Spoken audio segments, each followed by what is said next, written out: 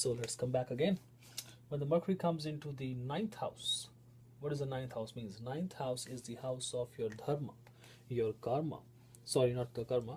It's the house of your dharma, religion, law and order of your religion. Whatever your religions try to enforce a law and order on you. For example, in the Muslim religion, the religion enforces a law on each and every Muslim guy to follow Allah,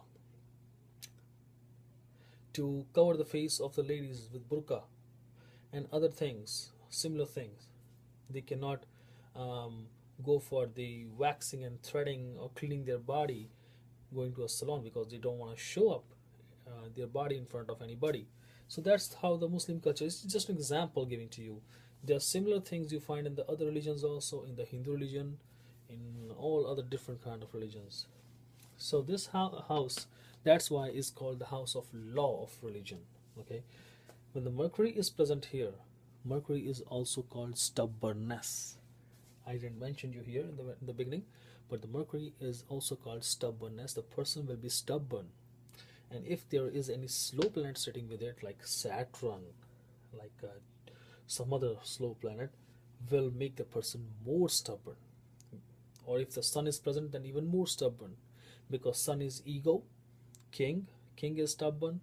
Mercury is also stubborn because Mercury is a kid, is a kiddish planet. That's why it's called as unit. It's not a male, not a female, it's a kid. So that's why the person will be more orthodox in following its own rules of the religion. He will not allow anybody in the family, or not allow even himself or herself, to follow any other religion besides his own. Okay, so that's what happens when the Mercury comes here. And also the same thing, this is the house of the higher studies like PhD, MBA, MSc, master's degrees, or even doctorate degrees. You see from here, if this house lord is strong enough, and also the Mercury sitting here in a good sign, and the same positions are good in the Chaturvishamsha, that means D24 chart and D9 charts, that means the person will get a higher degree with good results. Okay. And also this person with the Mercury here will try to learn the Karm Kand, but it has to be a combination of Jupiter somewhere also. Okay. Then the Mercury goes into the 10th house. 10th house is the house of profession, your karma, your everyday karma. Your father is the 10th house. So that means if the Mercury is good placed here, he will have a good talking terms with the father, good communicative skills with the father. That means the person has grown up by the guidance of the father, by good talking terms, so that the kid can understand what the goods and what the bad things by talking to his own father. But if the Mercury is bad placed here, then the father will still communicate with the kid, but this time it could be harsh, it could be a violent communication with the kid also. So that depends what kind of sign the Mercury is placed in, and what is the power of the Mercury is right there. And this house is the 10th house. 10th house is the house of growth, the big growth, expansion. So when the Mercury is placed here, it expands the person's capability to do good trading business by investing the good ideas. Again, the Mercury is the information planet, so more the information in this 10th house, the more use of information, the more we can say the boost in the business, the more boost in the profession. Certain profession boosts or changes Mercury gives here. So this person becomes also a good leader in politics, but it has to be a combination of Sun also. This person can be a good businessman also because of the Mercury here. Okay. Then we go to the 11th house. Mercury in the 11th house. What does it mean? Mercury in the 11th house means the person's self efforts and competitive ability through the creative ideas has turned into the profits. It's a little bit complicated. I'm explaining you how. In a Kalpurush Kundli, this house is considered as number 1 house. 1, 2, and 3. So 3 means Gemini. The lord of Gemini is Mercury. 4, 5, 6, Virgo. Virgo's lord is again Mercury. So third house and the sixth house qualities are being expressed through the 11th house if the Mercury is placed there. Now see how. Third is the house of courage, power. Okay. Sixth house is the house of hurdles, competitions, enemies. So the person will use his courage, experiences from the enemies, those experiences which came out after going through a lot of hurdles and everyday life problems. Those ideas which the person learned from these two houses, used it as an information, good ideas in doing his job, and those job are giving results in the 11th house as a profit. So you see how the person's nature is totally related to the 11th house.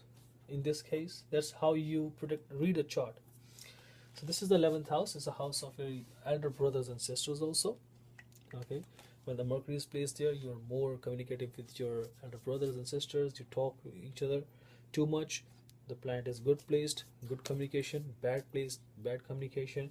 And it's not only this, you have to look into the aspects on this planet. You have to look into what nakshatra this planet is sitting in, and what is the lord of that nakshatra, and what is the power of that lord of that nakshatra also. But that's way more complicated and comes after later stages. So don't get confused with that even. Just to let you know that this is the way how we look into it. Last house, Mercury. The 12th house. When the Mercury goes in the 12th house, now 12th house is the house of your expenses.